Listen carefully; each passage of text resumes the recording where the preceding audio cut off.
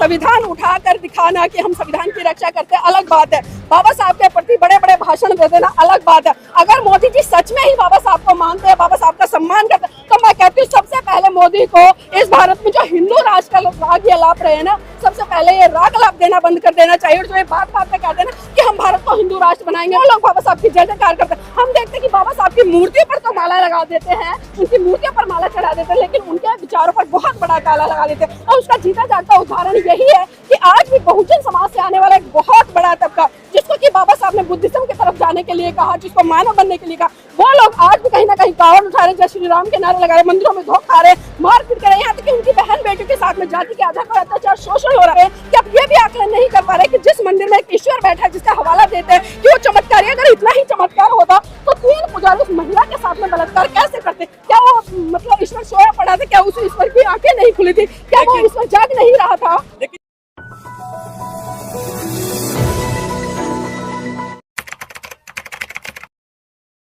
पहले स्थान पर जिसको उपाधि दी गई वो परम पूज्य बाबा साहब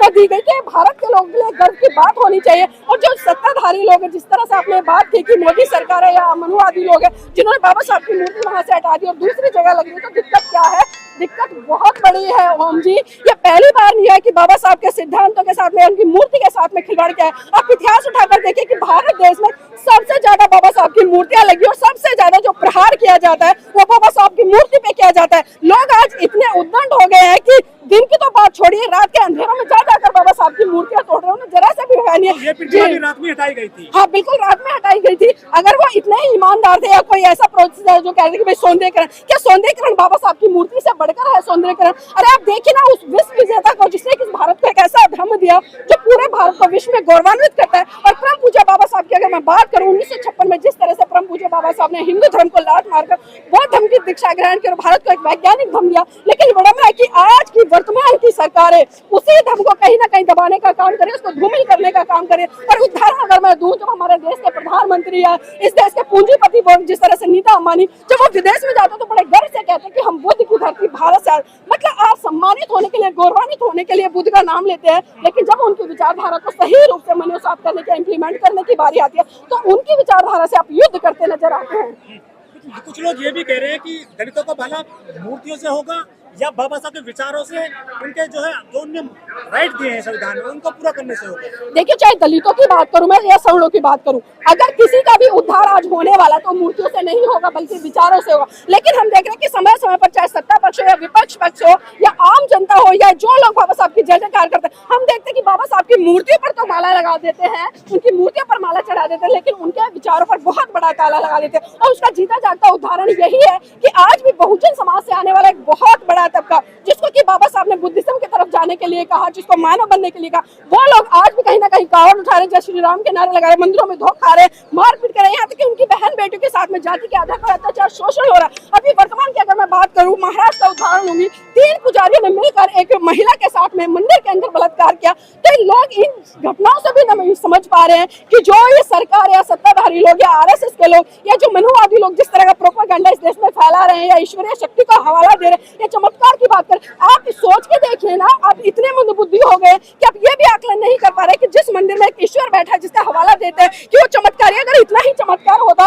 तो 3 पुजारी उस महिला के साथ में बलात्कार कैसे करते? क्या वो मतलब ईश्वर सोया पड़ा था? क्या उस ईश्वर की आंखें नहीं खुली थी? क्या वो ईश्वर जाग नहीं रहा था? लेकिन मोदी सरकार तो बाबा साहब को बहुत मानती है। मोदी जी खुद कहते हैं कि मैं संविधान के दम पर ही प्रधानमंत्री बनाऊं, संसद पहुंचाऊं। देखिए, खुद संविधान को पूछते हैं।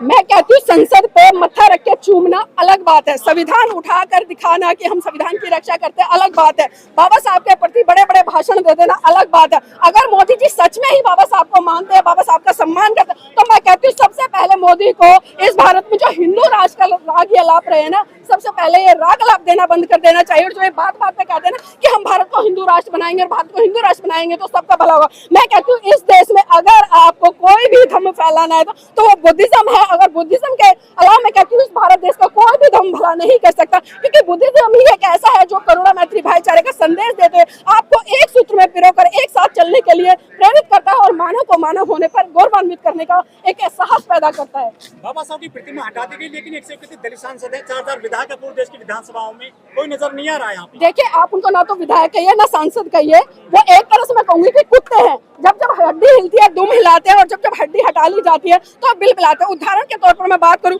जब सत्ता में बैठे हुए लोग जो बहुजन समाज से आते हैं, जो आज मलाई खा रहे हैं आरक्षण रूपी, क्योंकि आरक्षण अगर बाबा साहब ने राजनीति में नहीं दिया होता या नौकरी में नहीं दिया होता तो इन लोगों की कोई औकात नहीं थी कि मंत्री बन जाते या विधायक बन जाते। लेकिन विडंबना है कि जब जब बहुजन समाज पर किसी भी तरह की एट्रोसिटी होती है, जब ये सत्ता के अंदर होते तो उनके मुंह बंद हो जाते हैं, लेकिन जब इनको पार्टियों से बाहर निकाल दिया जाता है तो तब ये बहुत बड़ा हल्ला गुल्ला करते हैं, समाज का हितैषी बनने का उदाहरण दिखाते हैं। उदाहरण के तौर पर आज भी मंच पर कई नेता ऐसे मौजूद थे, जब वो पार्टियों में रहे तो उनके मुंह से एक भी आवाज नहीं निकली, उनके मुंह में दही जम गई, उन्होंने जरा सी भी पीड़ा समाज के प्रति नहीं व्यक्त की। लेकिन जब पार्टियों से बाहर करते हैं तो वो समाज हितैषी बन जाते हैं। तो ये भी समाज को सोचना पड़ेगा। 2004 के लोकसभा चुनाव में राहुल गांधी